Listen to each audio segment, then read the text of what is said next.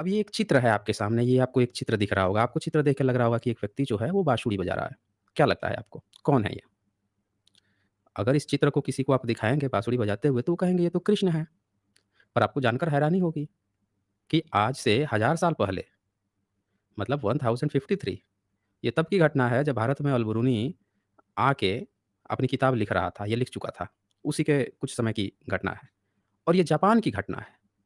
मतलब जापान में उस समय एक ये चित्र बनाया गया जिसको कहा जा रहा है कि लोटस बुद्धा बोधिसत्व हैं ये और ये फ्लूट यानी कि जो बाँसुरी है वो प्ले कर रहे हैं, बजा रहे हैं। तो जैसा कि आप जानते हैं विदेशों में जो जिसको यहाँ पे गणेश बोल दिया जाता है, कृष्ण बोल दिया जाता है, विदेशों में वो बुद्ध होते हैं। क्योंकि बुद्ध तो विदेशों में भी गए। भारत में तो इनका ब्राह्मणीकरण कर दिया गया। किसी को ब्रह्मा कह दिया गया बुद्ध की मूर्ति को, किसी को विष्णु, उसी तरह किसी मूर्ति को कृष्ण भी कह दिया गया। भारत में बुद्ध का प्रमाण मिलता है, लेकिन ब्रह्मा, विष्णु, महेश का कहीं प्रमाण नहीं मिलता। लेकिन बताया क्या जाता है कि यहाँ पे ब्रह्मा, विष्णु, महेश, कृष्ण, राम यही लोग थे। तो जिनका प्रमाण नहीं मिलता उनको बताया जाता है, जिसका प्रमाण मिलता है उसकी बात ही नहीं होती है। लेकिन सत्य तो सत्य है। विदेशों में जहाँ-जहाँ बुद्ध गए वहाँ-वहाँ वो चीज़ें सुरक्षित है। अब ये जो फ़ोटो आप देख सकते हैं, ये शिल्प कला जो है लकड़ी वुड पे बनाई गई है और ये आप साफ-साफ देख सकते हैं कि एक आज से हज़ार साल पहले बाँसुरी बजाता हुआ जो चित्र बनता था वो बुद्धा होते थे, बोधिसत्व होते थे। महाबलीपुरम में भी एक चित्र मिला है जहाँ पे बुद्ध का जैसा एक व्यक्ति जो है दूध दूह रहे हैं, ऊपर एक बंदा बाँसुरी लिए हुए है। वो भी बोधिसत्व हैं। जहाँ-जहाँ आपको ये चित्र मिलेगा बाँसुरी बजाते हुए इस तरह की आकृति और बहुत सारी मूर्तियाँ मिली हैं। लेकिन चूँकि आज हमारा टॉपिक आर्कियोलॉजी से रिलेटेड नहीं है, तो इसीलिए मैं उस पर ज़्यादा नहीं जाऊँगा। फिर कभी जब स्ट्रीम करूँगा कृष्ण की आर्कियोलॉजी से रिलेटेड तब मैं उस पर पूरा डिटेल से दिखाऊँगा कि कैसे वो बुद्ध हैं, अब बुद्ध को कैसे इन लोगों ने कृष्ण बना दिया। पूरे इतिहास में हज़ार साल पहले भी कृष्ण शब्द नहीं पाया गया है। हज़ार साल पहले जब कृष्ण शब्द नहीं पाया गया है, तो कृष्ण नाम का भगवान हज़ार साल के बाद कैसे पैदा हो गया? भई 10वीं 11वीं सदी तक की जितनी किताबें हैं, उसमें कृष्ण शब्द ही कहीं नहीं आया है। और आज जितनी किताबें छप रही है, सब में कृष्ण, कृष्ण आ रहा है, तो ये बीच में कृष्ण शब्द डाला कौन? ये पता लगाना पड़ेगा आपको। तो चलें अब हम जो है आगे बढ़ते हैं। सबसे पहले तो मैं आपको ये दिखाऊँगा कि कृष्ण को स्थापित किसने किया है? कैसे कृष्ण को इतिहासकारों ने लाकर स्थापित कर दिया, यहाँ पे लाकर थोप दिया और पब्लिक जो है उसको इतिहास समझने की भूल कर बैठी। इसमें एक हाथ है डीडी कौशाम्बी जी का, धर्मानंद दामोदर कौशाम्बी, ब्राह्मण हैं। इनको कुछ लोग कम्युनिस्ट इतिहासकार भी बोल देते हैं। लेकिन इनका जो है इंटरनेशनल इतिहासकार हैं। इन्होंने क्या किया है कृष्ण को स्थापित किया और कृष्ण को स्थापित करने के लिए सबूत जो इन्होंने कुछ नहीं दिया। सबूत के नाम पर इन्होंने जो दिखाया वो देख के आपको हँसी आ जाएगी। बोलते हैं कि कृष्ण का कोई आर्कियोलॉजिकल सबूत नहीं है, बस एक चित्र मिला है। वो भी ईसा से 600 साल पहले का, 700 साल पहले का, 800 साल पहले का बताएँगे और वो चित्र को आप देख के आप समझ जाएँगे कि वो कृष्ण-विष्णु का नहीं है, बल्कि वो चीज़ें तो आज भी मिलती है, वो धम्मचक्र है। वो देख के आपको हँसी आ जाएगी। लेकिन ये किताब में उनका ये मानना है कि भई कृष्ण जो है उनका कोई आर्कियोलॉजिकल सबूत नहीं है, सिर्फ़ कथा-कहानियों के माध्यम से ही स्थापित किया गया है। तो उन्हीं से मैंने ये पेज उठाया है। यहाँ पे ये चैप्टर आप देख रहे होंगे बीच में लिखा है, यदुओं का श्याम वर्ण नायक। पहले थोड़ा-सा हम कृष्ण का ये समझ लेते हैं कि कृष्ण को स्थापित किसने किया, फिर हम रासलीला की बातें करेंगे। रासलीला तो आपको कोई भी बता देगा, ये बातें कोई नहीं बताएगा। इसीलिए हम पहले इसी चीज़ को देखते हैं, हिस्टोरिकली थोड़ा-सा समझने की कोशिश करते हैं। अब यदुओं का श्याम वर्ण नायक, श्याम वर्ण मतलब काला। जब उपनिषद आप पढ़ेंगे, तो उपनिषद में मैंने जब बताया था उसमें दिखाया था कि जो 2 वेदों की बात करता है कि 2 वेद पढ़ के जो बच्चा पैदा होगा वो श्याम वर्ण का होगा। 2 वेद, 3 वेद इसमें से जो है एक को जो है श्याम वर्ण, काला बच्चा पैदा होने की बात की गई है। अब ये बताइए कि कोई व्यक्ति जो है 1 वेद पढ़ के गोरा हो रहा है, तो 3 वेद या 2 वेद पढ़ के वो काहे काला बच्चा श्याम वर्ण काहे पैदा करेगा? इसका मतलब कि उपनिषद ये कह रहा है कि लोग जो थे वो काला बच्चे पैदा होने के भी सपने देखते थे। ये कौन करता था? ब्राह्मण तो गोरा होता है, वो काला बच्चा कैसे पैदा करेगा? अब वेद पढ़ने का अधिकार किसी को है नहीं। तो ये बड़ा आपको अच्छे से समझना पड़ेगा कि कितनी चतुर ढंग से ब्राह्मणीकरण किया गया है। अब इससे पहले जो है ये यहाँ पे बताते हैं कि थोड़ा-सा ऊपर आप देख लीजिए कि जब एक गुमनाम देहात में बुद्ध की मृत्यु हुई, तो परिचारिका के लिए केवल 1 भिक्षु उनके साथ था। बुद्ध के साथ सिर्फ़ 1 भिक्षु था।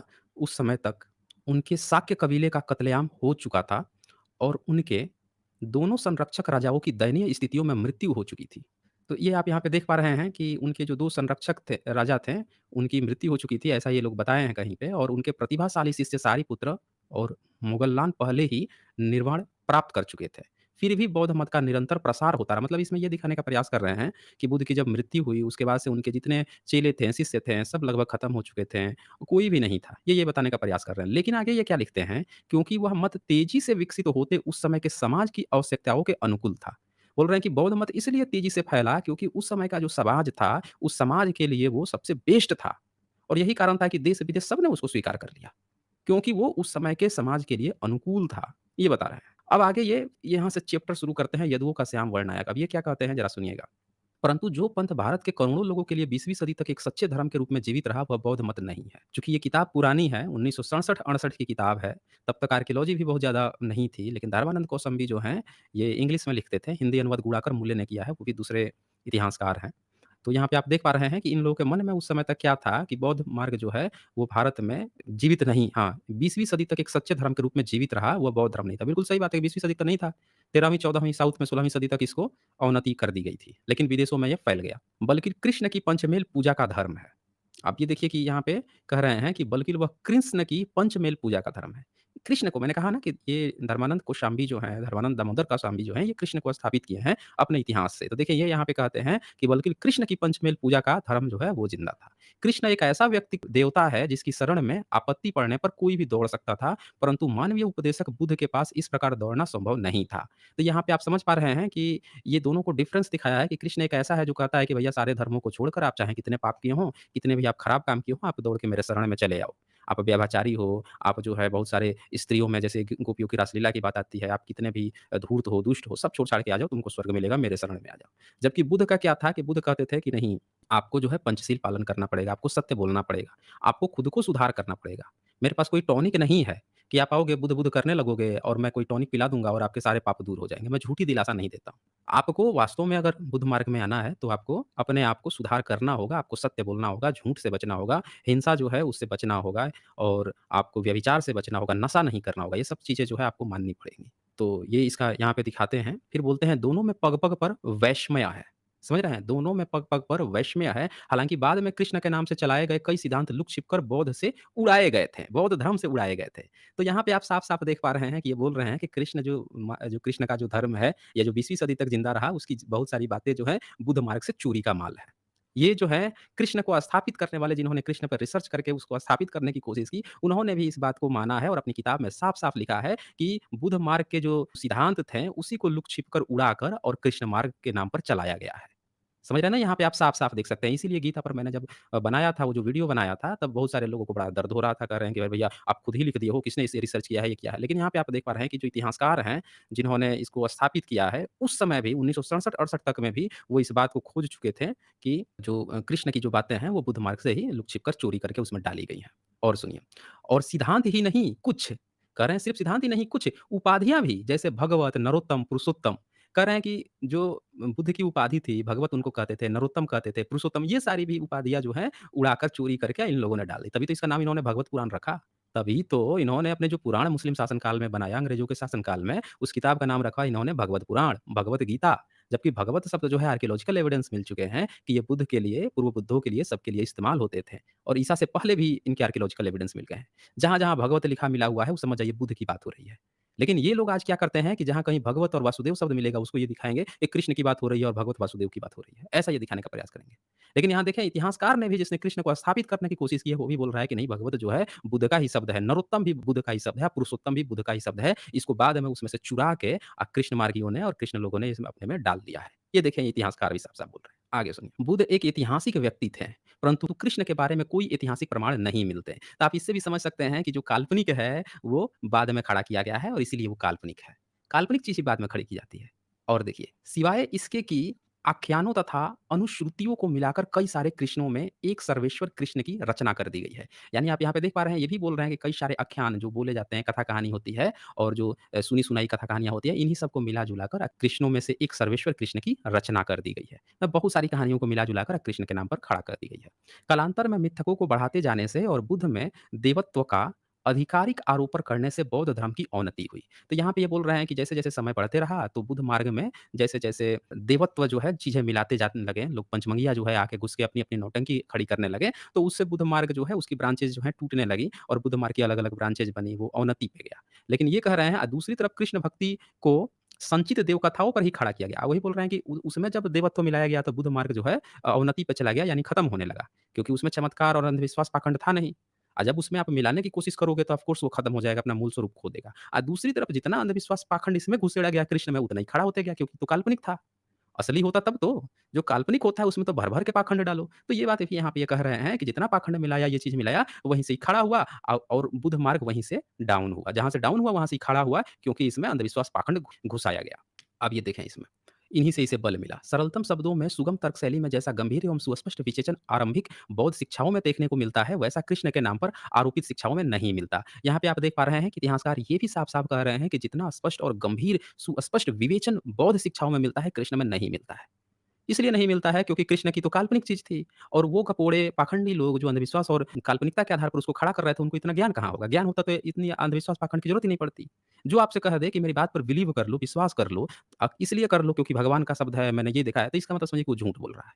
ये बात इतिहासकार भी कहते हैं कि कृष्ण में वो चीज़ देखने को नहीं मिलती, जितना प्रभाव और जितनी गंभीरता और सुस्पष्ट विवेचन बौद्ध मार्ग में देखने को मिलता है।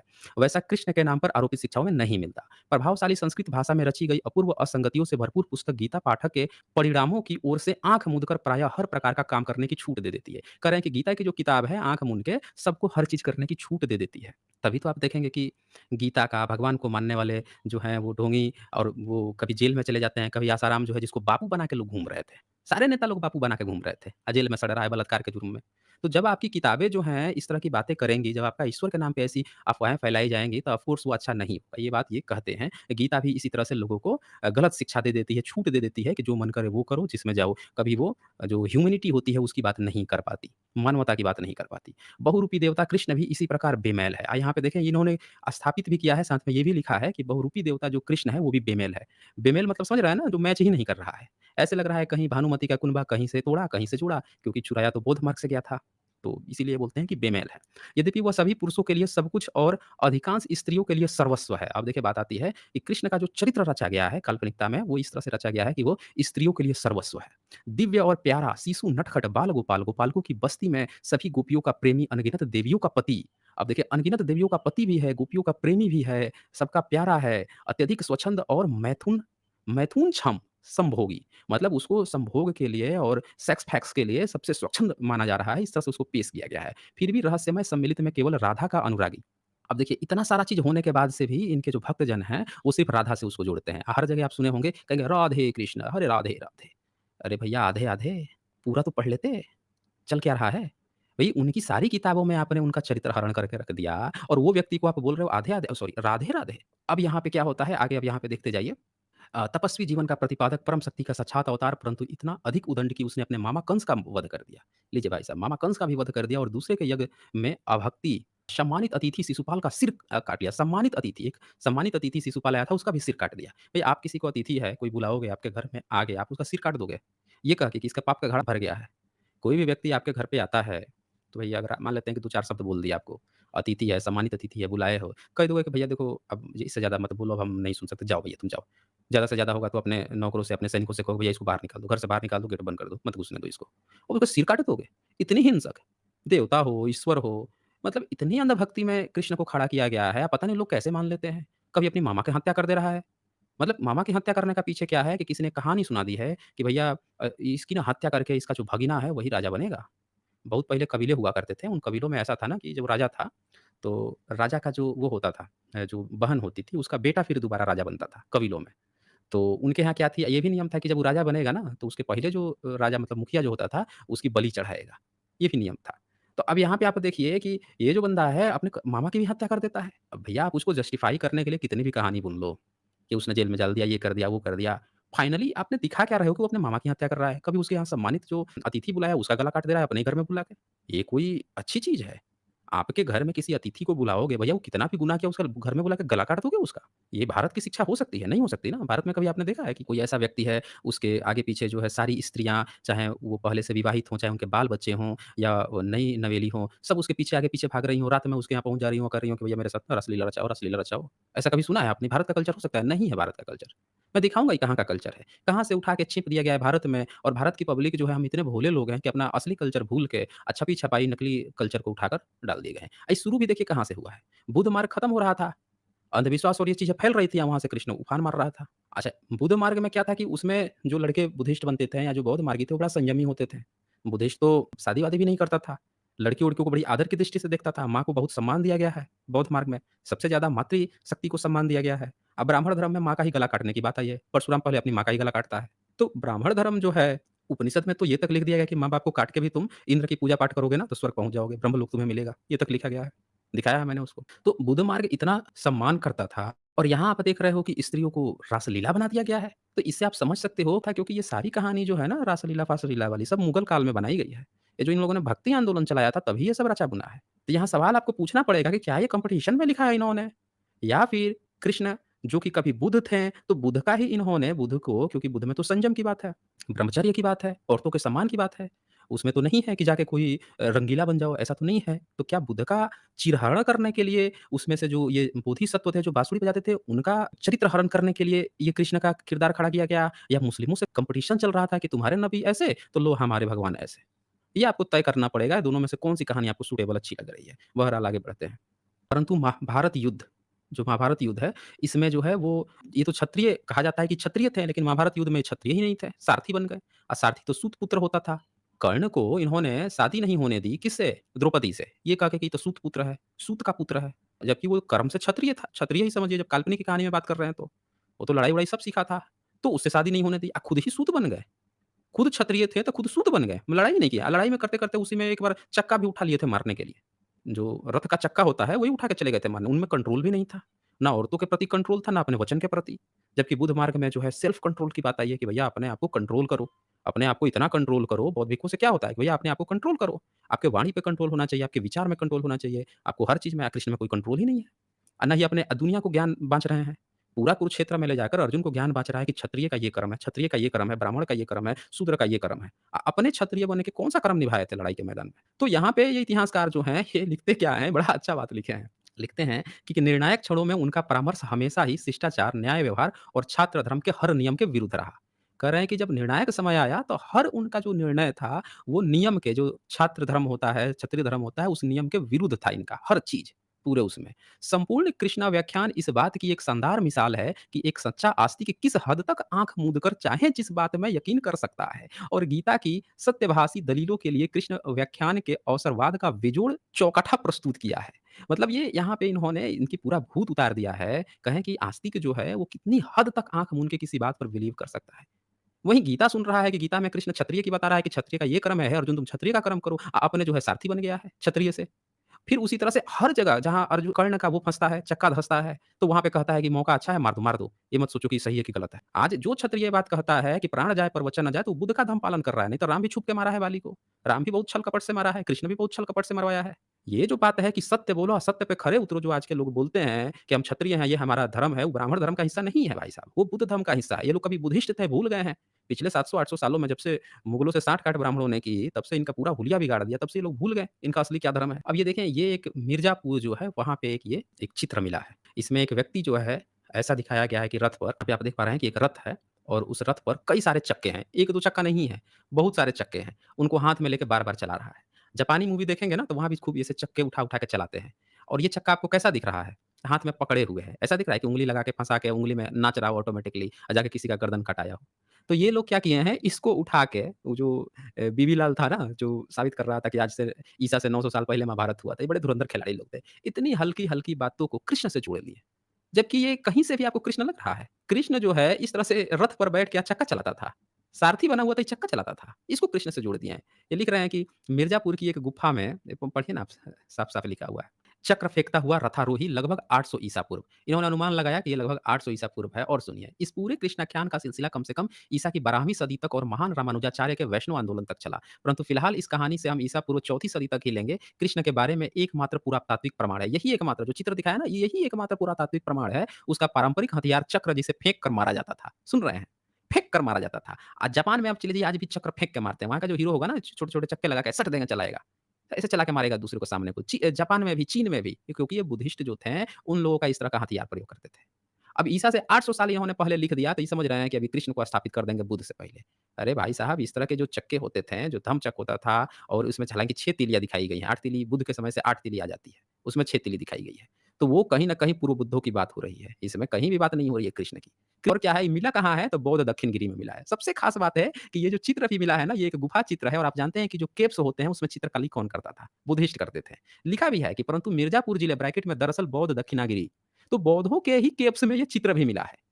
और इसको इन लोगों ने क्या किया है ज़बरदस्ती इसको जोड़ के कृष्ण से जोड़ लिया है और बोल दिया है कि 8 से ईसा पूर्व में ये पड़ा हुआ था। फिर ये ऋग्वेद-फिग्वेद का उदाहरण देने लगते हैं जो कि कहीं से भी सही नहीं है। हम सभी जानते हैं कि ऋग्वेद बहुत बाद में लिखा है, लेकिन ये लोग क्या करते थे कि ऐसी ही फर्जी कथा कहानी रखेंगे और चूँकि इनमें जितनी इन्होंने कहानी आगे भी बताते हैं कि कृष्ण ये करता था, वो करता था, वो सब तो मुगल काल में लिखी गई है। उसका इतिहास से क्या मतलब है? उससे तो मतलब ही नहीं है।